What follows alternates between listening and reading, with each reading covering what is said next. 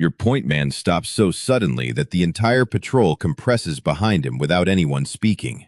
Mercer raises one closed fist, and every soldier freezes beneath dew-wet leaves and tangled morning vines. The point man does not look toward the trees because his eyes are fixed on the ground. A small disturbed patch beside the trail looks ordinary until Mercer quietly orders everyone to stay exactly still. Your mouth goes dry because nothing has fired, exploded, moved, or even made a suspicious sound. The jungle keeps buzzing around you while sweat crawls beneath your helmet and down your spine. You cannot see an enemy anywhere, yet every man suddenly understands how close danger may already be. 3 hours earlier, you had believed the hardest part of today would be carrying your gear through heat.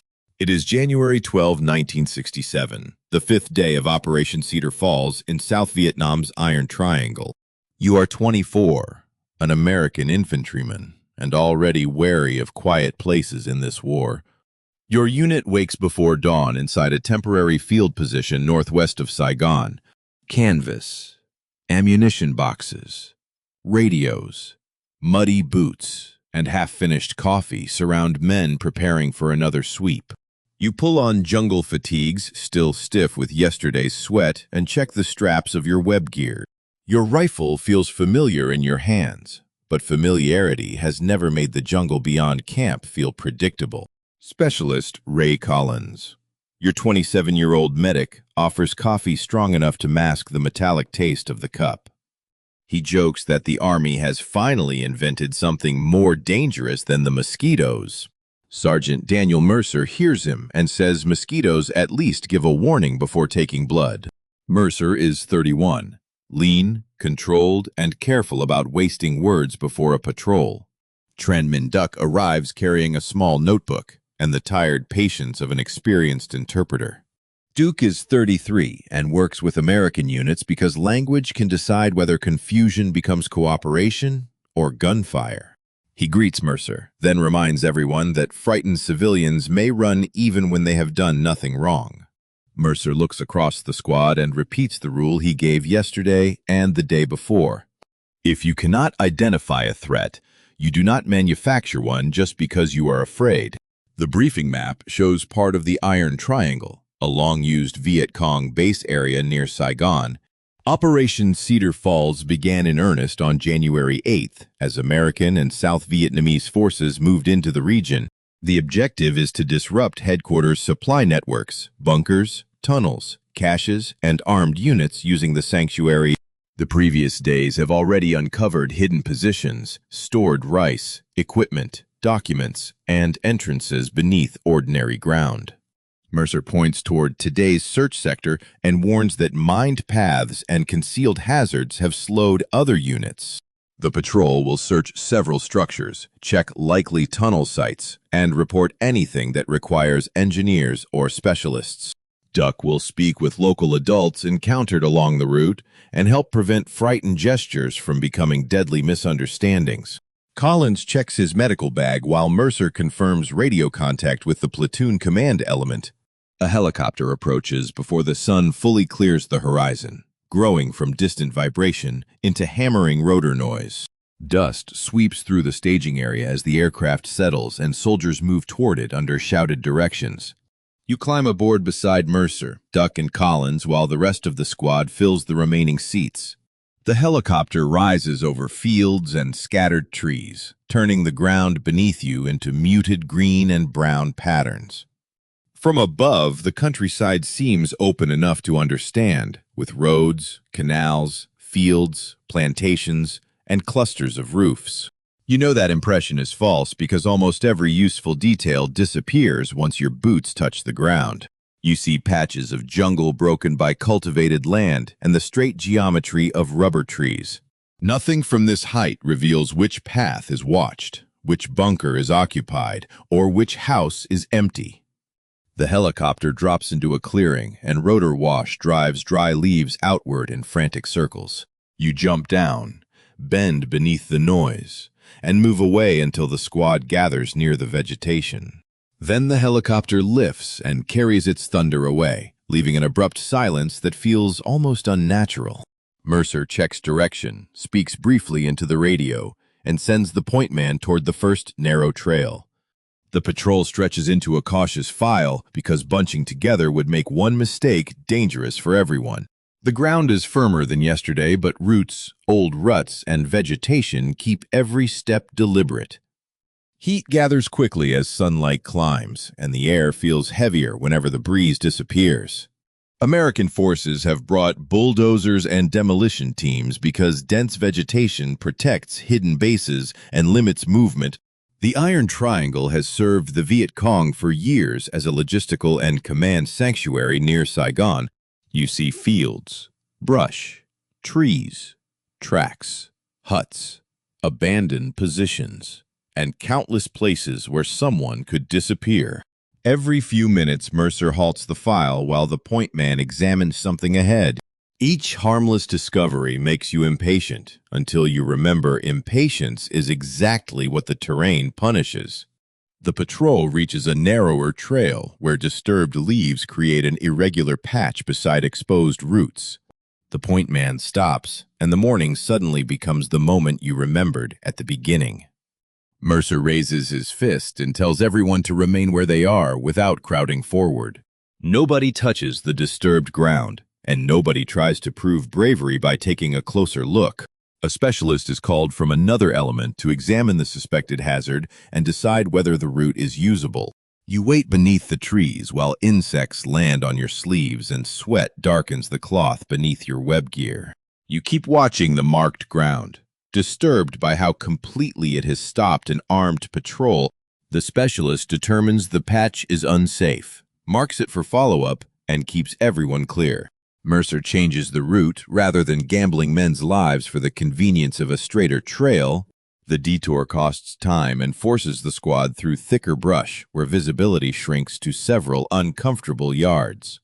You realize the hidden danger has accomplished something even without exploding or injuring anyone. Every footstep now receives more attention, and every shadow seems to demand a second look. Mercer notices the tension and quietly tells the squad to watch the ground without forgetting the trees. The warning sounds impossible because there are too many directions for danger and only one pair of eyes. By mid-morning, the patrol reaches cultivated ground where vegetation opens around several simple rural structures. No gunfire greets you, and no uniformed fighters appear along the edges of the settlement. Several Vietnamese adults stand near one house, while an older couple watches from beneath a shaded overhang. Duke moves forward with Mercer and speaks before the Americans begin searching the nearby structures. Duck's voice stays calm and ordinary, almost strangely domestic beside helmets, rifles, and military radios. An adult man answers Duke while another woman gathers household belongings into a woven bag. Mercer keeps the squad spread out and reminds everyone that being nervous is not evidence of hostile intent. A dog barks from behind a fence, startling a soldier who immediately looks embarrassed by his own reaction. You almost smile until the adult man near the house suddenly turns and walks quickly through a doorway. Your rifle comes upward before you consciously decide to raise it. Duck sees the movement and tells you to wait while he calls toward the doorway. For several seconds, the opening remains dark, and your finger stays outside the trigger guard. The man returns carrying identity papers and the cloth bundle pressed tightly against his chest. Duck speaks with him again, then tells Mercer the man thought everyone was being ordered to leave immediately. Nothing in his hands is a weapon, and nothing about his return justifies the fear you felt. You lower the rifle while the man looks past you without offering anger, gratitude, or reassurance. Mercer passes behind you and says fear can explain a mistake without erasing its consequences. Duke continues talking with the adults while soldiers examine the surrounding structures under Mercer's supervision. You remind yourself that ordinary life and military infrastructure can exist uncomfortably close in a guerrilla war. That truth does not make every house a military position or every resident a combatant. Near one structure, a soldier notices that part of the packed floor sounds different beneath careful pressure. Mercer clears people back and calls for personnel trained to examine suspected concealed spaces. After cautious inspection, a camouflaged opening is uncovered beneath what had looked like ordinary flooring. A cool shaft of darkness opens below the structure, revealing a tunnel entrance rather than a shallow storage pit. The Iron Triangle contains extensive underground networks used to conceal personnel, supplies, documents, medical material, and equipment. Some complexes have multiple chambers and exits, making surface searches incomplete unless the underground system is also examined. Mercer does not send the whole squad below, and nobody treats the opening like an invitation to explore casually. A soldier trained for tunnel searches arrives with another team and removes equipment that would hinder movement underground. You stand outside with Collins while the specialist disappears into the opening with minimal necessary gear and a light.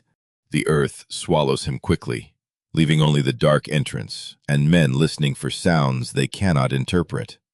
Duke watches the opening and says courage underground does not need an audience to be real. A faint noise comes from below, and several rifles shift before Mercer orders everyone to hold position. Nothing emerges from the opening, and another minute passes before the tunnel specialist finally reappears. His face and uniform carry red-brown soil, while one hand passes up a small bundle of documents. More personnel begin a controlled examination after he reports signs that the tunnel has been used recently. The search produces papers, medical material, stored supplies, and equipment, but no fighters are found inside. Captured documents during the operation will eventually provide American intelligence officers with important information about communist organization and plans. To you, the documents look like paper covered in writing you cannot read. Duke studies a few visible pages, but tells Mercer proper exploitation belongs to intelligence personnel. The squad records the discovery and leaves specialists to continue examining the tunnel system. The waiting residents' expressions remind you that a military discovery can still sit inside somebody's ordinary landscape. The patrol leaves the settlement before noon and follows a route skirting a stand of rubber trees. The ground between them seems cleaner than jungle floor, but that does not make it safe. Your shoulders ache beneath ammunition and water, and hunger begins competing with vigilance. A short halt gives everyone time to drink and eat without removing more equipment than necessary. Collins opens a ration and complains that every meal in Vietnam somehow tastes faintly like warm metal. Even Mercer smiles, and the squad briefly sounds like tired men instead of a moving weapons system. The pause ends when distant rifle fire echoes somewhere beyond your assigned sector. Mercer receives a short radio update confirming scattered contact elsewhere, then orders the patrol forward. Official Army histories will later describe much of Cedar Falls as light fighting with scattered, fleeting contacts. That description feels different at ground level, where one unseen rifle can make an entire landscape dangerous. The squad enters thicker vegetation where the path bends between low brush and taller trees.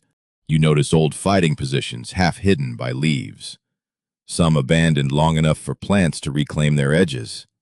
Farther ahead, the point man finds footprints crossing a patch of softer soil and disappearing toward heavier cover. Mercer studies them without announcing whether they belong to fighters, farmers, or someone who passed yesterday. He refuses to build certainty from evidence that does not provide it. The patrol file turns toward another suspected base area, while the afternoon heat presses harder against everyone. You hear a single rifle shot before you understand the squad has entered contact. The soldier ahead of Collins drops behind cover, clutching his upper arm and shouting that he has been hit. Everyone moves at once, but the trees provide no obvious target for your eyes. You drop behind a low-rise and search the vegetation without firing blindly into movement you cannot identify. Another shot cracks from somewhere ahead, followed by American return fire from soldiers with a clearer view. Mercer shouts directions, but his voice stays controlled enough to keep panic from replacing discipline. Collins crawls toward the wounded soldier, while another man provides cover from behind a tree. You can see blood darkening the sleeve, yet the soldier remains conscious and angry about being forced flat. Collins cuts away enough fabric to work, applies a dressing, and tells the man to stop arguing with medical authority. A burst of fire comes from a concealed position deeper in the vegetation, finally giving the squad a more definite threat direction. You fire toward the identified position only after Mercer confirms the direction of the hostile fire.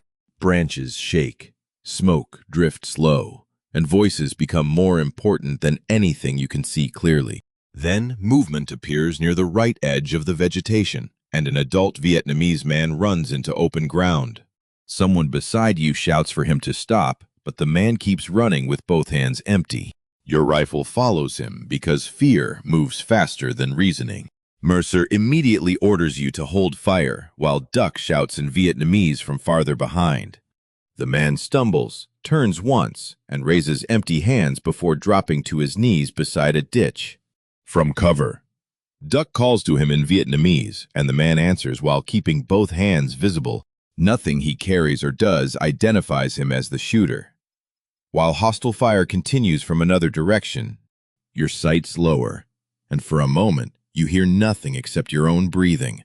A second burst from the actual concealed position snaps your attention back toward the real threat. The difference becomes painfully simple. One man was running away, while the hostile fire came from somewhere else. Mercer directs the squad toward cover and maintains pressure on the confirmed firing point without chasing the civilian. The hostile fire weakens after several minutes and then disappears into the vegetation.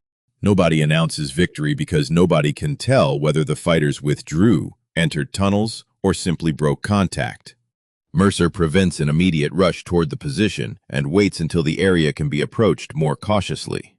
The squad eventually reaches a concealed fighting position, reinforced with earth and vegetation, spent cartridges, discarded supplies, and a narrow path toward thicker cover show that armed men occupied it recently. The encounter has left one American wounded and several questions without answers. Collins reports that the wounded soldier needs evacuation, but is stable enough to wait for coordination. A radio call brings instructions for moving him toward a location where evacuation can be arranged. You help carry equipment while Collins stays beside the casualty and monitors his condition. The injured soldier keeps asking whether anyone saw the man who shot him. The patrol shifts position while another element checks the surrounding area for routes connected to the fighting position. A soldier behind you calls Mercer toward a depression partly hidden by cut branches. Another concealed opening lies there, wider than the first tunnel entrance and facing away from the position. The opening suggests one way fighters could move unseen, but nobody knows whether it connects to the firing position. You realize the opening lies behind ground where part of the squad had been standing earlier. Mercer orders the opening secured for specialists and tells everyone not to imagine enemies where they cannot confirm them. Yet you understand his point because fear has already tried to turn one unarmed man into a target. A helicopter eventually carries the wounded soldier away after the squad reaches a safer pickup area. Rotor Wash throws dust across Collins as he watches the aircraft rise with his patient. The medic returns looking older than he did over coffee that morning. By mid-afternoon, the patrol resumes the sweep with another element nearby and engineers working farther behind. You pass storage pits, abandoned bunkers, and signs that the area supported more people than you can currently see. Some caches contain rice and supplies intended to sustain forces operating around the region. Cedar Falls is not producing the large stand-up battle that the encirclement had been designed to force.